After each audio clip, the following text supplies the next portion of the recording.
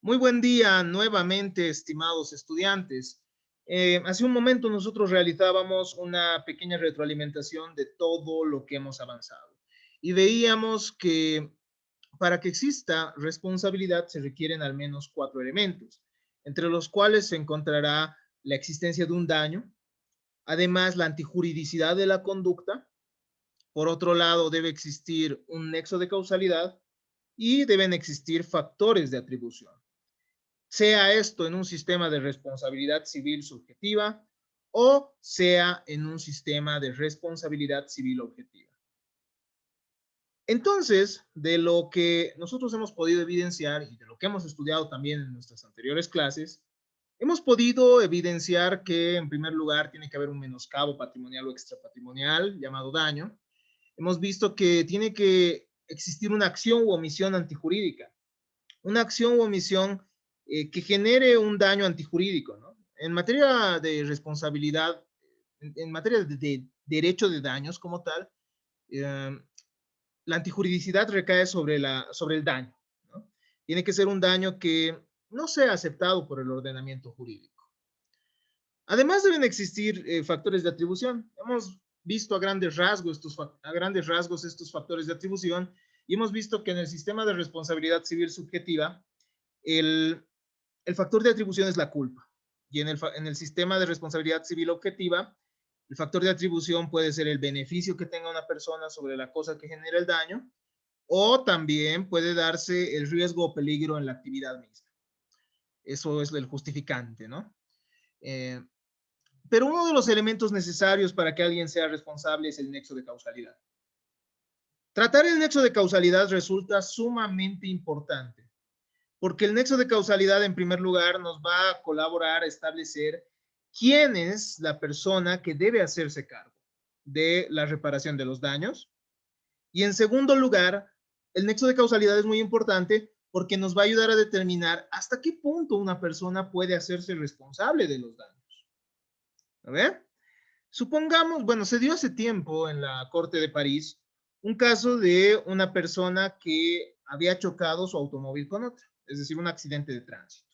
Existió un accidente de tránsito y esta persona, una de las personas salió gravemente herida, por culpa, claro está, de la otra. Será culpa, había, ¿no?, un nexo de causalidad, es decir, esta persona con la que había chocado era la causante. Esta persona llega, bueno, la víctima llega al hospital o a la clínica y resulta que se requería la realización de una transfusión de sangre que lamentablemente llevaba sangre contaminada, ¿ya?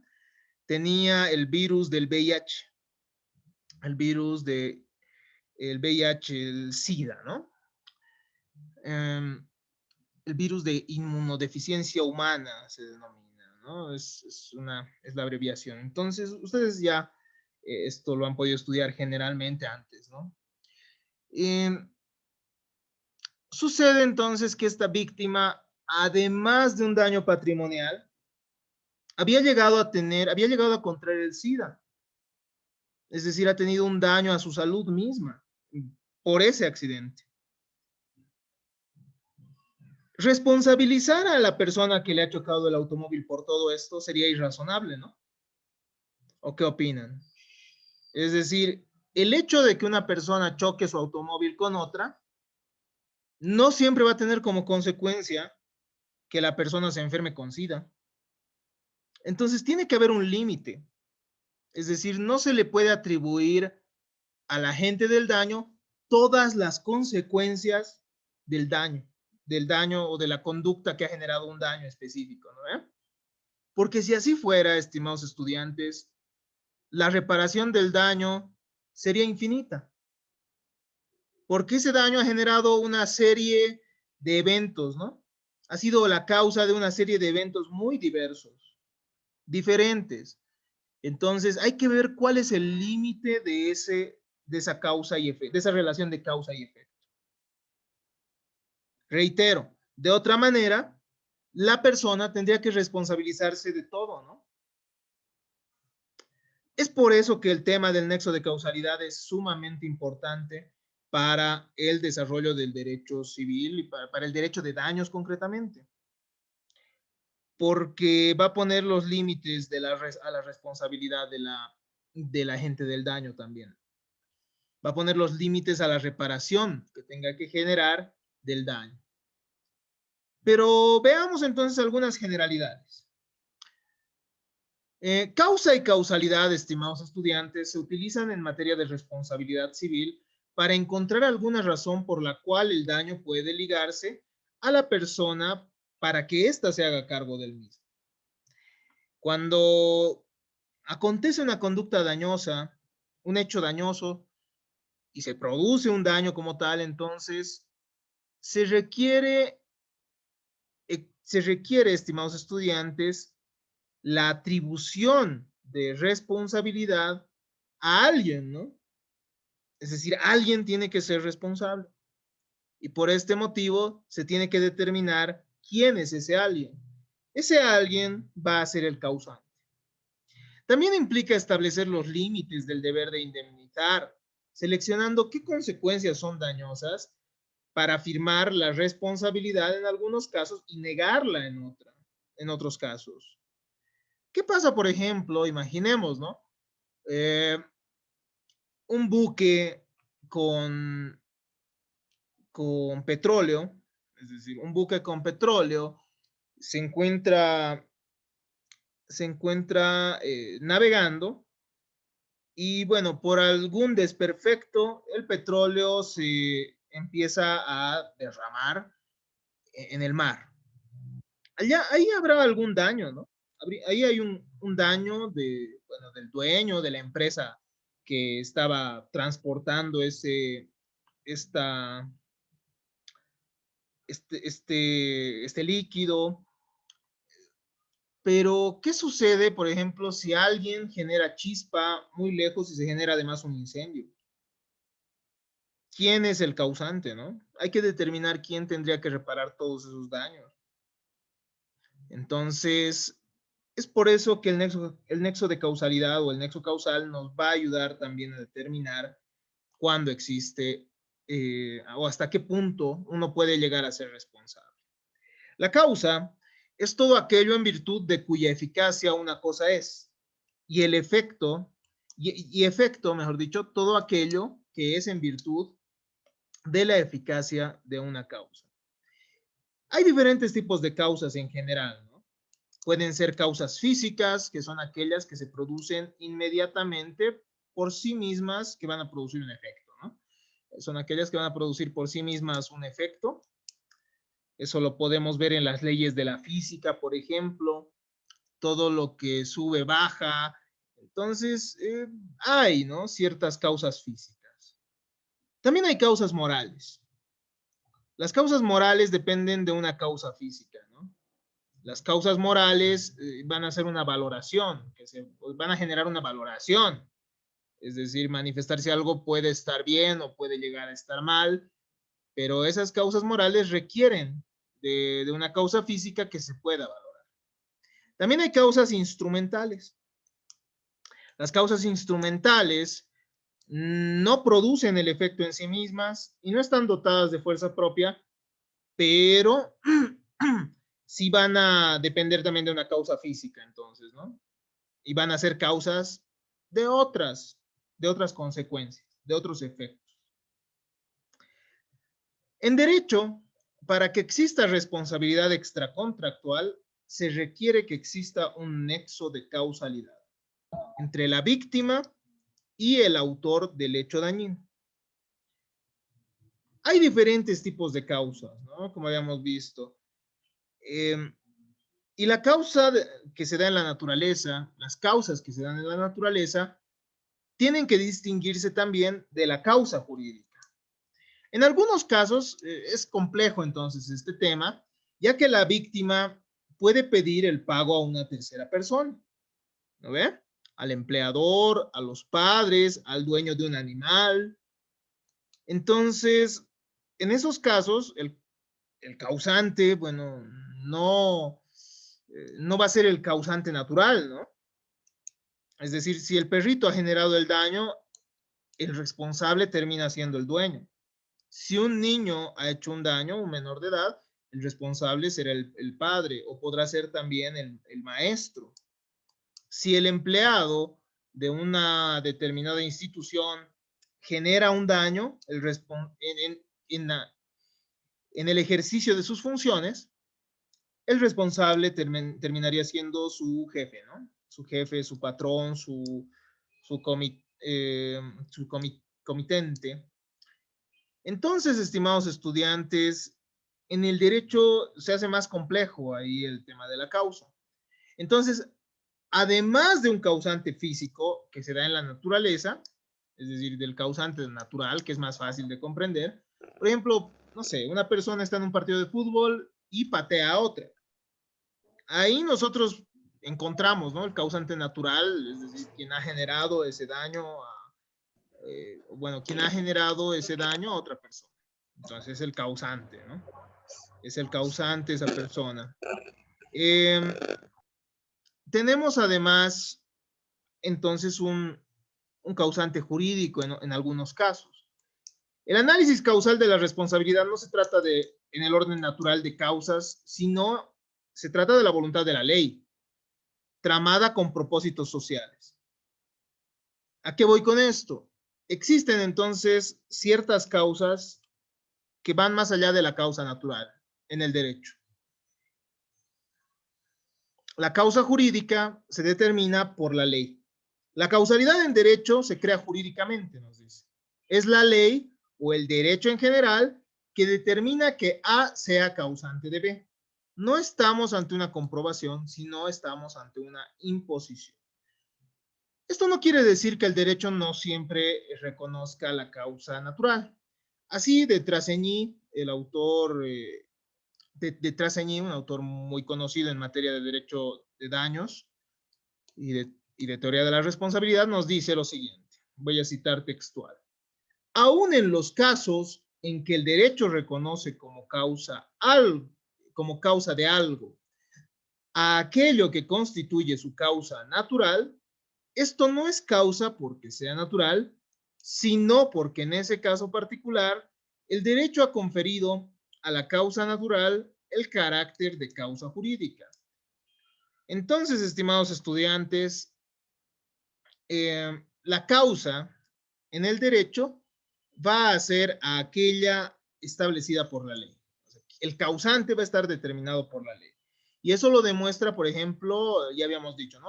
La responsabilidad de los padres, de los empleadores, la responsabilidad de los maestros o de las personas que tienen a su cuidado a personas incapaces.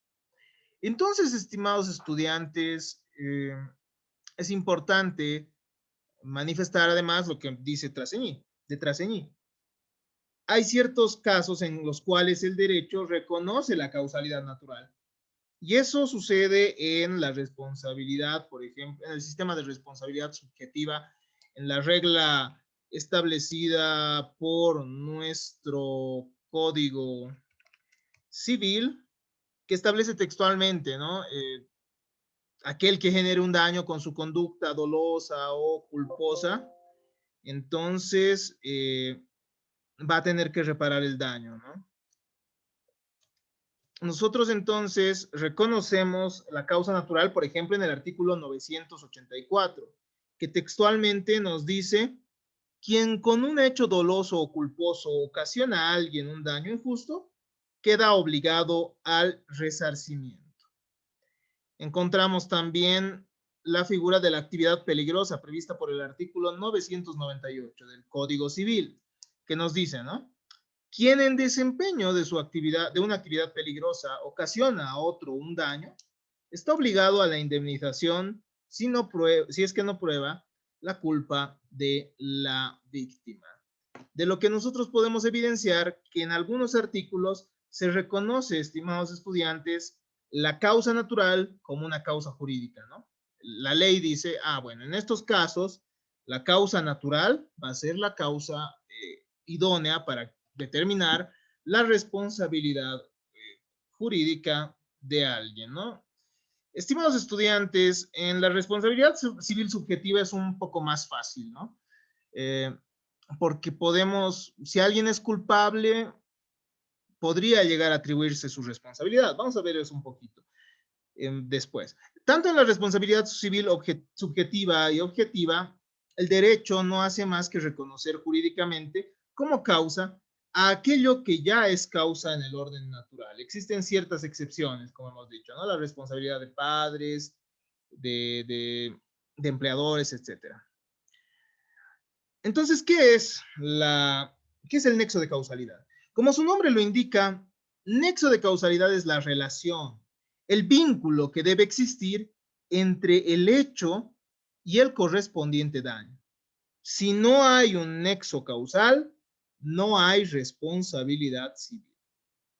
Para los cultores de la teoría subjetivista de la culpa, como elemento, para los cultores de la teoría subjetivista, la culpa terminaría siendo el elemento determinante de la responsabilidad, ¿no? Entonces, en estos casos, el nexo de causalidad tendría que darse entre la culpa y el daño. Para los partidarios de las teorías objetivas, por otro lado, o del riesgo, el nexo de causalidad tiene que darse entre el hecho y el daño. Para introducirnos en esta temática es importante también que nosotros realicemos una distinción entre algunos conceptos. En primer lugar, causalidad y autoría, y causalidad y culpabilidad. No es lo mismo ser causante que ser autor.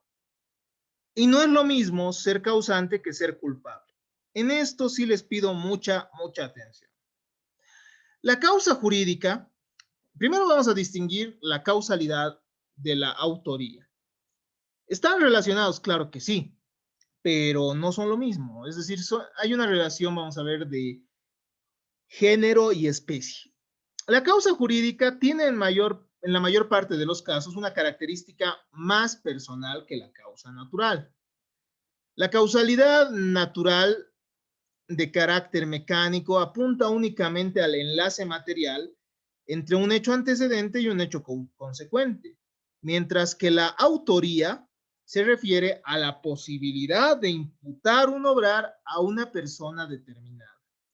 Esto no significa que la autoría suponga necesariamente la voluntad de dañar, lo que nos colocaría en el campo del dolo es diferente, ¿no? La autoría implica entonces tener que atribuir a alguien la responsabilidad, bueno, tener que atribuir a alguien un obrar, ¿no? Basta que tenga una voluntad de obrar, de realizar el acto, que quizás sin saberlo o quererlo produzca un daño. Aun cuando la autoría es una manifestación de la causa jurídica, no es la única posible. Hay causantes que no son autores en el sentido propio del término. Es decir, hay responsables que no puede decirse que participaron con voluntad en el hecho dañino y que sin embargo no dejan de ser por ello responsables, ¿no? Ya hemos dicho entonces que hay la responsabilidad de padres, la responsabilidad de empleadores, etcétera, en las cuales el causante jurídico es una persona ajena, ¿no? Entonces, la autoría es una de las formas en las cuales puede manifestarse la causalidad, ¿ya? Es una relación, entonces, de género y especie la que podríamos nosotros encontrar entre causalidad y autoría. Causalidad y culpabilidad. No es lo mismo ser causante que ser culpable. El causante, cuando nosotros hablamos de que alguien es causante, nosotros nos referimos al mundo fáctico y nos referimos a la atribución de ciertas consecuencias respecto a alguien, ¿no?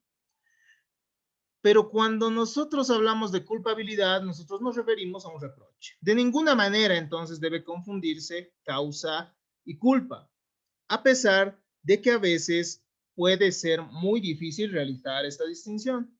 Para saber si una persona es culpable, tiene que demostrarse primero que sea autora del hecho, es decir, se tiene que demostrar que exista un nexo de causalidad. ¿No ve? Recién después de esto, nos dice Goldenberg, puede indagarse si es culpable o no. Ahora vamos a explicar eso. si es que existe alguna duda. La relación causal, entonces, pertenece al plano factual y se establece mediante un juicio de ser que describe la conducta. La causa, entonces, implica un juicio de cómo son las cosas, una descripción, mejor dicho, de cómo son las cosas, ¿no? Cuando una persona patea a otra, yo digo que es causante porque describo que esta persona ha levantado el pie y ha impactado contra la otra persona. Pero, para que la, pero cuando tratamos la culpabilidad, nosotros estamos basándonos en el mundo del deber ser y se establece un juicio de valor que aprecia la conducta. Entonces, en ese mismo ejemplo, nosotros analizamos si esa conducta efectivamente es reprochable o no. Y ahí decimos, a ver, en el mundo de la causa, nosotros describimos la conducta. ¿No? Esta persona levantó el pie e impactó contra la otra persona. Así de sencillo. Estamos estableciendo la conducta, la causa y el efecto. Pero para determinar que sea culpable, nosotros entonces hacemos un juicio de valor y vemos, ¿no? ¿Era previsible, era evitable que lo haga? ¿Ha cumplido con la razonabilidad de un buen padre de familia? Si la respuesta es no, entonces esta persona es culpable, ¿no? Se valora su conducta, se establece si es reprochable o no. La culpa y la causalidad entonces son dos conceptos diferentes. Y la causalidad y la autoría también terminan siendo dos conceptos diferentes porque la autoría terminaría siendo una forma de causalidad, ¿no? Y la causa y la culpabilidad, como hemos visto, sí son dos elementos totalmente diferentes, importantes dentro del sistema de responsabilidad civil subjetiva. Y bueno, en un sistema de responsabilidad civil objetiva no será necesario siquiera analizar la culpa, ¿no? Muchas gracias entonces, hasta aquí esta primera parte de nuestra clase del día de hoy. Espero que se haya comprendido. Si es que tienen alguna duda, vamos a tener respectiva nuestra respectiva ronda de preguntas, si es que ustedes tienen alguna duda, y de igual manera tienen nuestro foro de consultas. Muchas gracias.